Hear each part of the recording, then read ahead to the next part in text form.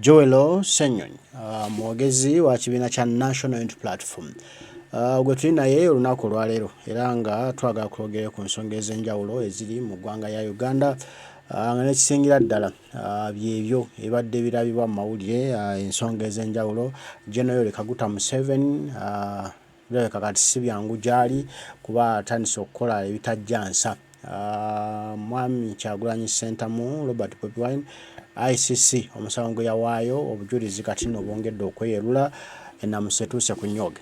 So tulabe Joel Ssenyonyi atugambe ebigambo eby'ekibiina kya National Platform ate nzije tuwaye. Issue that we have been following up for quite a bit of time. For a long time, a number of our comrades have been picked up, and many have been missing for a very long time. Some actually for about 4 years now. They were disappeared, picked up in drones and so on, and to date, nobody knows their whereabouts. Others, of course, were killed. We have buried a number of our comrades. Some others are in detention centers. Those are the ones who we have an idea about their whereabouts. But there are those for whom nobody knows their whereabouts. Recently, you saw the chairperson of the Uganda Human Rights Commission, Mariam Wangadia, and her team. They released what they called a report about the cases that we have referred to them. And they said, yeah, some of these people have been discovered where they are. About 12, she said. But those ones, they know where they are. Others, about 18, she said, those, they also don't know where they are. They're still trying to trace them. And then they said, no, others, these people are telling lies. These families don't exist. These individuals don't exist. And for a few that exist, the families are not interested in following up these matters. We decided to call family members, some of them. On short notice, others are a bit far. They've not been able to come, but those that have been able to come, we decided, let's present them to you here. So that hopefully Mariam Wangadia can have a bit of shame. Because if she's saying some of these families don't exist, and then she was saying some were contacted and they said they are not interested, well, they are here and they are going to speak for themselves. And when we are done here, we are going to go with them to the offices of Uganda Human Rights Commission and present them to Mariam Wangadia and her team. Because we will not allow an old woman to tell lies with a straight face. To say, no, these people don't exist, and then those that exist, they are not interested in the cases. So, after they have told their story and what they have been going through, we are going to ferry all of them and take them to her office and say, these are the people whom you were saying don't exist. These are the people whom you were saying are not interested in following up these matters. That's how serious we are about this issue, because it is a serious issue. For people to be disappeared, and it's business as usual. It cannot be business as usual. We have said time and again that if there are cases these people are suspected to have committed, produce them in court. It does not make sense in this day and age to get somebody, hold them somewhere in a detention facility, known or unknown. Some were told are in safe houses, 1 month, 2 months, 3 months, a year, 2 years, and so on. It is wrong in this day and age. And that's our point. Even for the few whom she said these were eventually released, and so she was saying, no, NUP was telling lies. But you see, if somebody has been released after being held in detention for 6 months, they were not produced in any court. And Wangadia and her team are not even showing that that is problematic. She struggled to condemn that. This same Mariam Wangadia has said before that, you see, it appears you NUP people, you're beaten by security operatives because you provoked them. Before she even conducted any kind of investigation. So it is clear Mariam Wangadia is a biased person. We want to encourage her. If this job is too heavy for you, let it go. there are some more competent people out there that can do this job. Because these are the lives of Ugandans and they matter.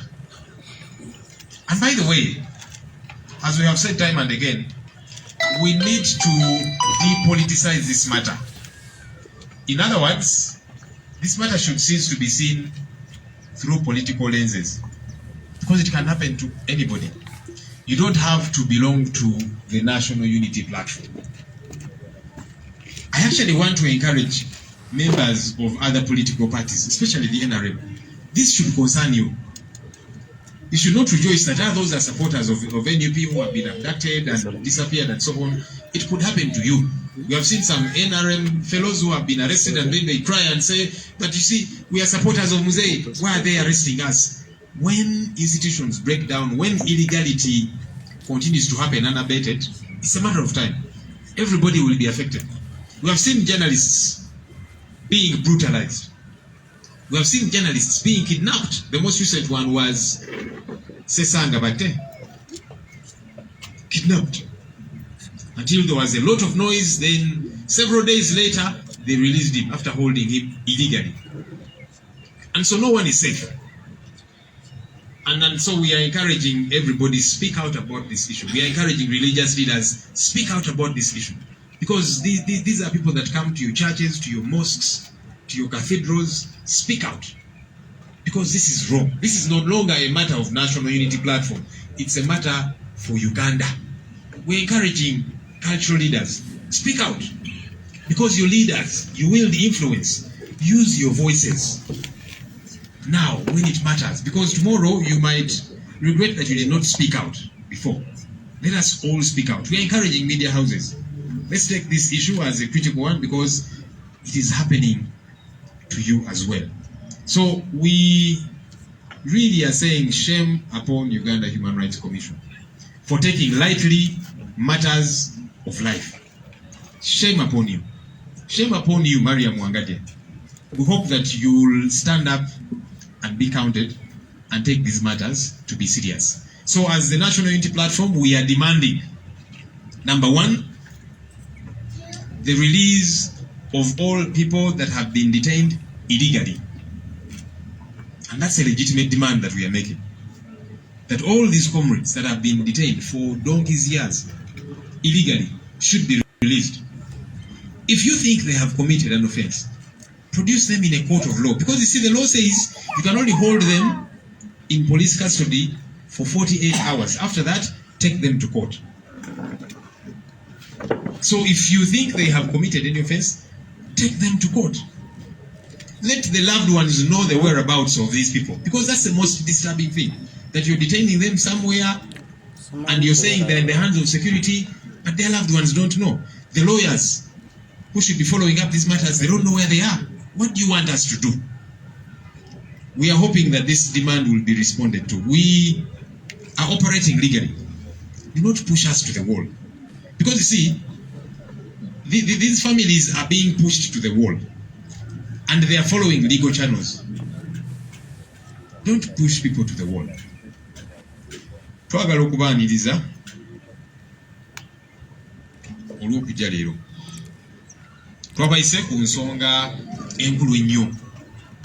Abantu baffe bangi bazze bawambibwa. Bangi bali ebifo ebitamanyikiddwa. Tuzze tutwala ensonga zino mu kakiiko ka Uganda Human Rights Commission. Oluusi munnange nga tugezesa ne tugamba kale katugezeeko kubanga ebiseera ebyayita mukyala akakulira Maria Mwangade yavaayo n'agamba nti aba NUP poliisi n'amagye batera obbakuba kubanga mubasoomooza mubakyokooza. Tugamba naye tonnanoonyereza kakati gw'osazeewo oyina sayidi gy'ogwako. Tugamba mukyala ono oba ekifo kino kyamuzitoowerera ali ku liri waliyo abantu abalina obusobozi abasobola okufa bulamu bwa bannayuganda. Maria Mwangade ne banne bavuddeyo juzi ne bagamba nti okusookera ddala abantu abamu kwabo NUP be yatuwa tuwulira nti bali mu mikono gya security. Era NUP erekera okugamba nti abantu abo babuzibwawo. Naye kati omuntu bw'oba omukwatidde emyezi omwaka ebiri ab'enganda zaabwe tebamanyi wa gyali, balooya tebamanyi wa gye bali, naye g'ogamba bali mu mikono gya security. Bano ensonga zino ez'Abannayuganda tuzitwale nga nkulu. Mariam Wangadde ne banne tebatadde kazito ku nsonga eyo nti omuntu alina kubeera mu police custody ennaku 2 atwalibwe mu kkooti. Yani nti bali eyo mu mikono gya security baliwa? Lwaki temwagala ab'enganda zaabwe bamanye wa gye bali? Lwaki mubakwese? Ye bali mu mbeera ki? Era akakiiko ke kamu kagambye nti abantu abamu bo baabula naffe tutyabanoonya. Naye ng'olaba ayogera mu ngeri ya kubalaata, talaga nti ensonga bagenda gitwala nti eri siriasi banoonyereze.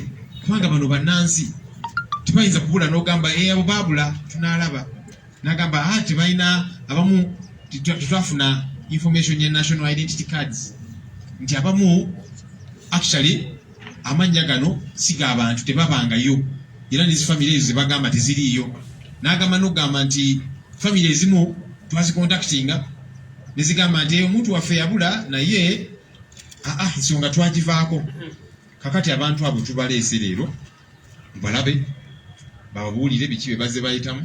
Era bwe tuva wano tubatwala ku ofiisi ya Uganda Human Rights Commission, tubatwalire mukyala Mariam Wangadde tumugambe be bano abantu bobadde ogamba di family teziriiyo, di family ezimu ensonga zino bazivaako. Nalinga agamba nti abagamba kale abantu baffe mubattire eddala oba mubabulize eddala. Nalinga kyagamba katugenda kubasomba tubamutwalire tumugaye kakale lekera okwebuzaabuza baba n'abantu bobadde ogamba nti ensonga zino bazivaako. Ffe tugamba nti ensonga eno teri ku just National Unity Platform. Ensonga eno tukubira omulanga buli munnayuganda ali eyo, twetaaga kubeera memba wa kibiina kyaffe. Ensonga eno ffenna nga bannansi tugivumirire kubanga nkyamu. Munnange nammwe abali mu NRM muyinza okugamba nti ekirungi aba NUP abo babanyigirize. Enkya bajja kukwata naawe era ng'obanyiizizza oba ki, kubanga tuzze tubalaba abamu nga wa NRM bamukutte n'agamba yiyi lwaki nange mumbonyaabonya, nze nawagira muzeeyi namunoonyeza akalulu. Munnange obumenyi bw'amateeka kasita busigala nga butambula mu ngeri efaanana bweti, tewali ali safe, tewali.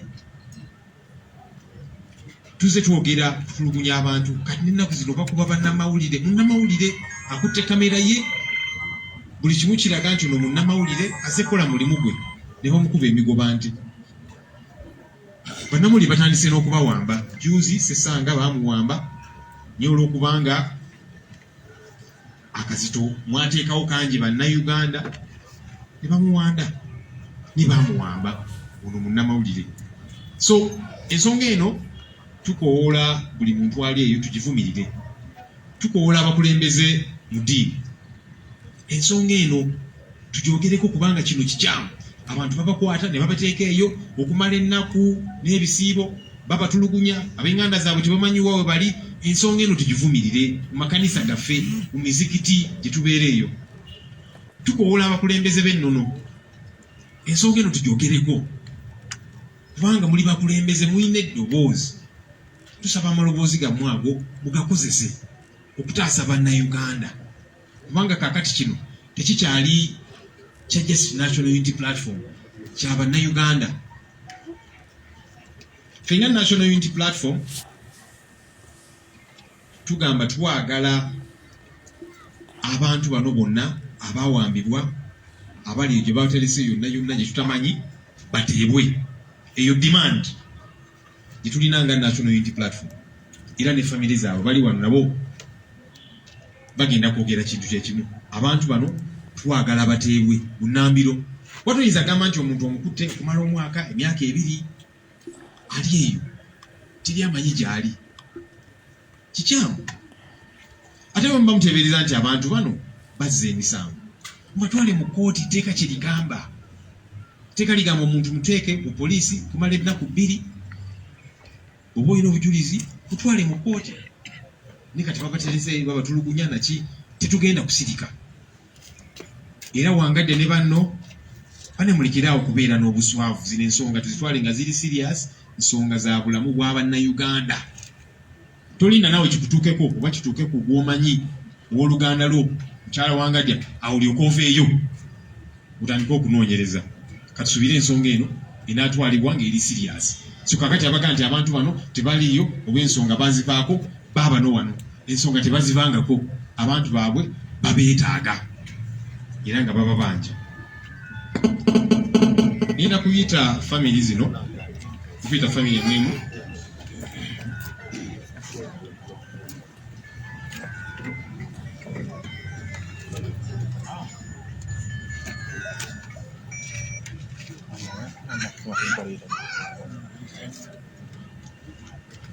okay, so twaise families ez'abantu bano era nga bwe tubagambye abamu bali walako obuli abanatwegattako naye abasinga we bali wano era nga bagenda kweyogerera biki bye bayitamu era basigale nga babanja abantu baabwe.